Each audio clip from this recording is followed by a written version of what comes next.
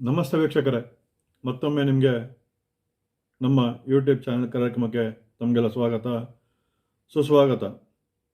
ವೀಕ್ಷಕರೇ, ಇನ್ನೇನು ಇದೇ ತಿಂಗಳ 26ನೇ ತಾರೀಕು ಬುಧವಾರ ಮಾಘ ಮಾಸದ ಬಹುಳ ಚತುರ್ದಶಿಯಂದು ಆಚರಣೆ ಮಾಡುವಂತಹ ಮಹಾಶಿವರಾತ್ರಿಯ ಪೂಜೆಯನ್ನು ಇದೇ 26 ಬುಧವಾರ ಶ್ರೀ ವರದರಾಜೇಶ್ವರ ಸ್ವಾಮಿಯ ಶಿವಾಲಯದಲ್ಲಿ ವಿಶೇಷವಾದ ಒಂದು ಪೂಜೆಗಳೊಂದಿಗೆ,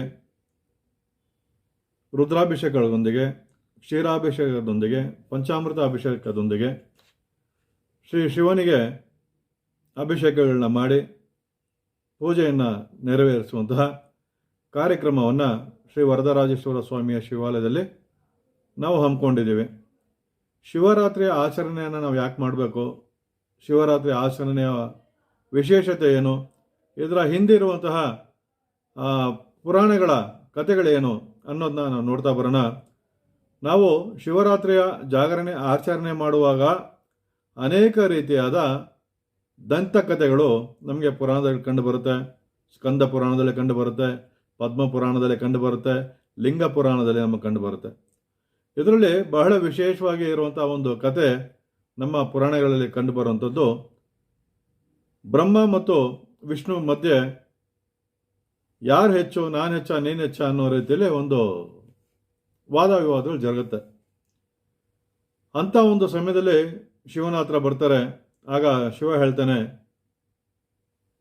ನಿಮಗೆ ಕಾಣುವಂಥ ಈ ಕಂಬ, ಈ ಲಿಂಗದ ಆದಿಮತ್ಯ ಮತ್ತು ಅಂತ್ಯವನ್ನು ಯಾರು ಕಂಡುಹಿಡಿತಾರೋ ಮೊದಲು ಅವರೇ ಶ್ರೇಷ್ಠರು ಅಂತ ಹೇಳ್ತಾರೆ.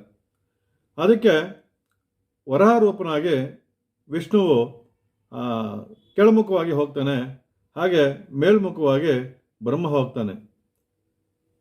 ಇವರು ಹೋಗ್ತಾ ಹೋಗ್ತಾ ಮೇಲ್ಮುಖವಾಗಿ ಬ್ರಹ್ಮ ಸಂಚಾರ ಮಾಡ್ತಾ ಇರ್ತಾನೆ, ಹಾಗೆ ಕೆಳಮುಖವಾಗಿ ವಿಷ್ಣು ಸಂಚಾರ ಮಾಡ್ತಾ ಇರ್ತಾನೆ. ಇವ್ರಿಗೆ ಎಷ್ಟು ದೂರ ಕ್ರಮಿಸಿದ್ರು ಸಹ ಇವರಿಗೆ ಆದಿಮತ್ಯ ಅಂತ್ಯ ಸಿಗೋದೇ ಇಲ್ಲ. ಹೋಗ್ತಾ ಹೋಗ್ತಾ ಆ ಲಿಂಗ ಅಗ್ನಿ ಸ್ವರೂಪವನ್ನು ಪಡ್ಕೊಳ್ಳುತ್ತೆ, ಬೆಂಕಿಯ ಸ್ವರೂಪವನ್ನು ಪಡ್ಕೊಳ್ಳುತ್ತೆ. ಈ ರೀತಿ ಬ್ರಹ್ಮ ಹೋಗುವಂತಹ ಸಮಯದಲ್ಲಿ ಒಂದು ಕೇತಕಿ ಪುಷ್ಪ ಬಂದು ಆ ಬ್ರಹ್ಮನ ಒಂದು ಸಮೀಪದಲ್ಲಿ ಬರುತ್ತೆ. ಅಂದರೆ ಕೇತಕಿ ಪುಷ್ಪ ಬಂದು ಶಿವನ ತಲೆಯ ಮೇಲಿಂದ ಬೀಳ್ತಾ ಇರುತ್ತೆ, ಅಂದರೆ ಆದಿ ಮೂಲಕ ಬೀಳ್ತಾ ಇರುತ್ತೆ ಅಂತ ಹೇಳ್ತಾರೆ. ಬ್ರಹ್ಮ ಬಂದು ಆ ಕೇತಕಿ ಪುಷ್ಪವನ್ನು ತಗೊಂಡು ಆ ಶಿವನಲ್ಲಿಗೆ ಹೋಗ್ತಾನೆ, ನಾನು ನಿನ್ನ ಆದಿಯನ್ನು ನೋಡಿದೆ ಅಂತ ಹೇಳ್ತಾನೆ. ಹಾಗೆ ಇಲ್ಲಿ ಭೂಹರ ಸ್ವಾಮಿ ಅವತಾರದಲ್ಲಿ, ಅಂದರೆ ಭೂಹರನಾಗಿ ಹೋದಂತಹ ವಿಷ್ಣುವಿಗೆ ಅಂತ್ಯ ಸಿಕ್ಕೋದಿಲ್ಲ. ಅಂಥ ಒಂದು ಸಮಯದಲ್ಲಿ ಇವರಿಬ್ಬರು ಶಿವನ ಬಳಿ ಬರ್ತಾರೆ. ಆಗ ಶಿವನಿಗೆ ನಗು ಬರುತ್ತೆ, ಈ ಒಂದು ಆದಿ ಅಂತ್ಯವನ್ನು ಕಂಡಿಡಕ್ಕೆ ಇವರಿಗೆ ಸಾಧ್ಯ ಆಗೋದಿಲ್ಲ ಅಂತ. ಆ ಕೇತಕ ಪುಷ್ಪ ಮಧ್ಯದಲ್ಲಿ ಸಿಗುತ್ತೆ. ಅದನ್ನು ತಂದಂತಹ ಬ್ರಹ್ಮನಿಗೆ, ನಿನಗೆ ಕಲಿಯುಗದಲ್ಲಿ ಈ ಭೂಮಿಯಲ್ಲಿ ಭೂಮಂಡಲದಲ್ಲಿ ಪೂಜೆ ಇರೋದಿಲ್ಲ ಅಂಥೇಳಿ ಶಿವ ಶಾಪವನ್ನು ನೀಡ್ತಾನೆ. ಈ ರೀತಿ ಕತೆ ಸಾಗ್ತಾ ಹೋಗುತ್ತೆ. ಹಾಗೆ ಆ ಒಂದು ಲಿಂಗಾಕಾರ ಒಂದು ಸ್ವರೂಪ ಇರುವಂಥದ್ದು ಬೆಂಕಿಯ ಜ್ವಾಲೆಯಾಗಿ ಪರಿಣಮಿಸುತ್ತೆ. ಅಂತಹ ಒಂದು ಸಮಯದಲ್ಲಿ ದೇವಾನ್ ದೇವತೆಗಳು ಏನು ದಿಕ್ಕು ತೋಚದೆ ತಾಯಿ ಪಾರ್ವತಿ ಬಳಿಯಲ್ಲಿ ಹೋಗ್ತಾರೆ. ತಾಯಿ ಆಗ ಯೋನಿಯ ರೂಪವನ್ನು ತಾಳಿ ಆ ಲಿಂಗದ ಮೇಲಿಂದ ಆ ಯೋನಿ ರೂಪದಲ್ಲಿ ಆ ಒಂದು ಬೆಂಕಿಯನ್ನು ನಂದಿಸುವಂತಹ ಕೆಲಸವನ್ನು ಯೋನಿ ರೂಪದಲ್ಲಿ ಬಂದು ಮಾಡ್ತಾಳೆ ಅನ್ನೋದು ನಮಗೆ ಲಿಂಗ ಪುರಾಣದಲ್ಲಿ ಕಂಡು ಬರುವಂಥದ್ದು. ಅದೇ ರೀತಿಯಾಗಿ ಸಮುದ್ರ ಮಂಥನ ಸಮಯದಲ್ಲಿ ಹಾಲವನ್ನು ಶಿವ ಸೇವಿಸ್ತಾನೆ. ಯಾಕಂತ ಹೇಳಿದ್ರೆ ಅಮೃತ ಬರೋಕ್ಕೆ ಮುಂಚೆ ವಿಷ ಬರುತ್ತೆ. ಆ ವಿಷವನ್ನು ಕುಡಿಯೋದ್ರಿಂದ ದೇವಾನ್ ದೇವತೆಗಳು ಸಾವಿಗೀಡಾಗ್ತಾರೆ ಅಂತ ಹೇಳಿ ತಿಳಿದು ಶಿವನ ಮೊರೆ ಹೋದಾಗ ಶಿವ ಅಲ್ಲಿದ್ದಂಥ ಹಾಲವನ್ನು ಕುಡಿತಾನೆ. ಆ ಕುಡಿಯುವಂತಹ ಸಮಯದಲ್ಲಿ ಆ ಸಮುದ್ರದಷ್ಟು ಬಂದಂತಹ ಹಾಲವನ್ನು ತನ್ನ ಜನರ ಒಂದು ಒಳಿತಿಗಾಗಿ, ಆ ದೇವಾನ್ ದೇವತೆಗಳ ಒಳಿತಿಗಾಗಿ ಆ ವಿಷವನ್ನು ತಾನೇ ಸೇವಿಸ್ತಾನೆ. ಅಂಥ ಒಂದು ಸಮಯದಲ್ಲಿ ಪಾರ್ವತಿಗೆ ಭಯ ಆಗುತ್ತೆ. ಎಲ್ಲಿ ದೇಹವೆಲ್ಲ ವ್ಯಾಪಿಸುತ್ತೋ ಶಿವ ಸಾವಿಗೀಡಾಗ್ತಾನೋ ಅನ್ನೋ ರೀತಿಯಲ್ಲಿ ಬಂದು ಆ ಕಂಠವನ್ನು ಹಿಡ್ಕೊತಾಳೆ. ಆ ವಿಷವೆಲ್ಲ ಆ ಕಂಠದಲ್ಲೇ ನಿಲ್ಲುತ್ತೆ. ಆ ವಿಷ ಬಂದು ನೀಲಿ ಬಣ್ಣ ಇರೋದ್ರಿಂದ ಆವತ್ತಿನಿಂದ ಅದನ್ನು ನಾವು ನೀಲಕಂಠ ಅಂತ ಹೇಳ್ತೀವಿ, ವಿಷಕಂಠ ಅಂತ ಹೇಳ್ತೀವಿ. ಕಂಠದಲ್ಲೇ ಸಿಕ್ಕಾಕೊಂಡಂಥ ವಿಷ, ಅದರಿಂದ ವಿಷಕಂಠ ಅಂತೇಳಿ ನಾವು ಶಿವನನ್ನು ನಾವು ಕರಿತೀವಿ. ನೋಡೋದ್ರಲ್ಲ ವೀಕ್ಷಕರೇ, ಅನೇಕ ಪುರಾಣಗಳು, ಅನೇಕ ದಂತಕಥೆಗಳು ನಮಗೆ ಪುರಾಣಗಳಲ್ಲಿ, ನಮ್ಮ ಸನಾತನ ಧರ್ಮೀಯರಿಗೆ ಈ ಒಂದು ಶಿವರಾತ್ರಿ ಬಹಳ ವಿಶೇಷವಾದಂಥ ಒಂದು ದಿನ. ಈ ಒಂದು ಶಿವರಾತ್ರಿಯನ್ನು ಶಿವ ಮತ್ತು ಪಾರ್ವತಿಯರು ವಿವಾಹವಾದಂತಹ ಒಂದು ದಿನ ಅಂತ ಹೇಳ್ತೀವಿ. ಹಾಗೆ ಶಿವ ನೃತ್ಯವನ್ನು ಮಾಡಿದಂತಹ ಒಂದು ತಾಂಡವ ಮಾಡಿದಂತಹ ಒಂದು ದಿನ ಅಂತ ಹೇಳಿ ನಾವು ಶಿವರಾತ್ರಿಯನ್ನು ಆಚರಣೆ ಮಾಡ್ತೇವೆ. ಹಾಗೆ ಹಾಲವಲನ್ನು ಸೇವಿಸಿದಂತಹ ಶಿವನನ್ನ ಕುರಿತು ಆತನ ಧ್ಯಾನಾಸಕ್ತನಾಗಿ ಆತನನ್ನ ಮಳಗಕ್ಕೆ ಬಿಡದೆ ಆತನಲ್ಲಿ ಎಚ್ಚರಿಸುವಂತಹ ಒಂದು ಕೆಲಸವನ್ನು ನಾವು ಮಾಡಬೇಕಾಗತ್ತೆ ಅನ್ನೋದು ನಮಗೆ ಪುರಾಣದಲ್ಲಿ ಕಂಡು ಬರುತ್ತೆ. ಇವತ್ತು ನೀವು ನೋಡಿರ್ಬೋದು, ಯಾರಾದರೂ ವಿಷಪ್ರಾಶನ ಮಾಡಿರುವಂಥವ್ರಿಗೆ ಅವರಿಗೆ ವೈದ್ಯ ಲೋಕದಲ್ಲೂ ಅಷ್ಟೇ ಆತನ ಮಳಗಕ್ಕೆ ಬಿಡೋದಿಲ್ಲ, ಆತನ ಸ್ವಲ್ಪ ಅವನ ಬಡ್ದು ಎಬ್ಬರಿಸ್ತಾ ಇರ್ತಾರೆ ಅಂತ ಒಂದು ಕೆಲಸವನ್ನು ಮಾಡ್ತಾ ಇರ್ತಾರೆ. ಈ ರೀತಿ ನಾವು ಪೂಜಾ ಕೈಂಕರ್ಯಗಳಿಂದ ಶಿವನನ್ನ ವಿಷಕಂಠವನ್ನು ಎಚ್ಚರಿಸುವಂಥ ಒಂದು ಕೆಲಸವನ್ನು ಮಾಡಬೇಕಾಗತ್ತೆ. ರಾತ್ರಿ ಅಂತ ಹೇಳಿದ್ರೆ ಕತ್ತಲು, ಈ ಕತ್ತಲಿನಿಂದ ನಾವು ಬೆಳಕಿಗೆ ಬರಬೇಕು. ಅಂದರೆ ನಮ್ಮಲ್ಲಿರುವಂಥ ಒಂದು ಅಜ್ಞಾನವನ್ನು ಹೋಗಲಾಡಿಸ್ಕೊಳ್ಳೋಕ್ಕೆ ಈ ಶಿವರಾತ್ರಿಯ ಒಂದು ವಿಶೇಷ ಜಾಗರಣೆ ಸಾಕಷ್ಟು ಪ್ರಮುಖವಾಗುತ್ತೆ. ಇಲ್ಲಿ ಇನ್ನು ಉಪವಾಸದ ಕತೆ ಬರುತ್ತೆ. ಉಪವಾಸ ದಿನಪೂರ್ತಿ ಇರಬೇಕಾ ಅನ್ನೋದಾದರೆ ಖಂಡಿತ ಇಲ್ಲ.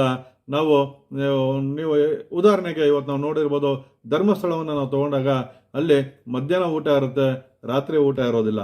ಅಂದರೆ ನಾವು ಮಧ್ಯಾಹ್ನ ಊಟವನ್ನು ಮಾಡ್ಬೋದು, ರಾತ್ರಿ ಉಪವಾಸದಿಂದ ಶಿವನ್ನ ಭಜನೆ ಮಾಡಬೇಕು ಅನ್ನೋದು ನಮಗಿಲ್ಲಿ ಸ್ಪಷ್ಟವಾಗಿ ಕಂಡುಬರುತ್ತೆ. ರಾತ್ರಿ ಉಪವಾಸವೇ ಸರ್ವಶ್ರೇಷ್ಠವಾದಂಥದ್ದು ಹೇಳಿ ನಮ್ಮ ಗ್ರಂಥಗಳಲ್ಲಿ ನಮಗೆ ಕಂಡು ಬರುತ್ತೆ ವೀಕ್ಷಕರೇ. ಈ ಒಂದು ಸಮಯದಲ್ಲಿ ಓಂ ನಮಃ ಶಿವಾಯ ಅನ್ನೋ ಒಂದು ಪಂಚಾಕ್ಷರಿ ಮಂತ್ರವನ್ನು ನಾವು ಜಪವನ್ನು ಮಾಡ್ತಾ ರಾತ್ರಿ ಪೂರ್ತಿ ಶಿವನನ್ನ 4 ಯಾಮಗಳು ಇರ್ತವೆ. 4 ಯಾಮ ಅಂತ ಹೇಳಿದ್ರೆ ಸಂಜೆ 6 ಗಂಟೆಯಿಂದ ಹಿಡಿದು ಮರುದಿನ ಬೆಳಗ್ಗೆ 6 ಗಂಟೆಯವರೆಗೂ ಆ ಒಂದು 12 ಗಂಟೆಗಳ ಸಮಯದಲ್ಲಿ ನಾವು ಪೂಜೆಯನ್ನು ಶಿವನನ್ನ ಕುರಿತು ಧ್ಯಾನವನ್ನು ಮಾಡಿ ಶಿವನಿಗೆ ಬೆಳಗ್ಗೆ 6 ಗಂಟೆಯ ನಂತರ ಮಂಗಳಾರತಿಯನ್ನು ಮಾಡಿ ಖಂಡಿತ ನಂತರ ನೀವು ಊಟವನ್ನು ಮಾಡಬಹುದು ವೀಕ್ಷಕರೇ. ಹಾಗೆ ಶ್ರೀ ವರದರಾಜೇಶ್ವರ ಸ್ವಾಮಿಯ ಶಿವಾಲಯದಲ್ಲಿ ವಿಶೇಷವಾಗಿ ಕೆಂಪು ಶಿವಲಿಂಗ ನಿಮ್ಮ ಕರ್ನಾಟಕದಲ್ಲಿ ಎಲ್ಲೂ ಕಾಣಕ್ಕೆ ಸಿಗೋದಿಲ್ಲ.